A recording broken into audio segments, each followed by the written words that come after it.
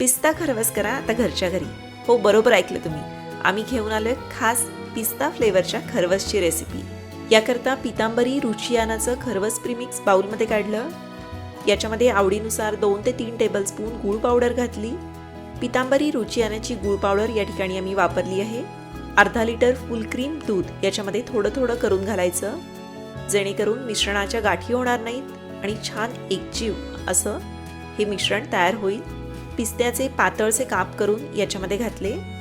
कुकरच्या भांड्यामध्ये हे संपूर्ण मिश्रण काढलं आणि ॲल्युमिनियम फॉईलनं सील करून घेतलं. कुकरमध्ये पाणी घालून त्यामध्ये हे भांडं ठेवलं. कुकरची शिट्टी काढून 30 मिनिटं मध्यम आचेवर याला वाफवून घ्यायचं. खरवस थंड झाला की अर्धा तास फ्रीजमध्ये याला सेट करून घ्यायचं.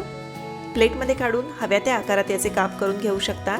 अधूनमधून लागणारे पिस्त्याचे तुकडे आणि गुळाची हलकीशी गोडी याच्यामुळं खरवस अतिशय स्वादिष्ट लागतो. तर मग तुम्ही सुद्धा करून बघा ही पिस्ता खरवसची आगळी वेगळी रेसिपी.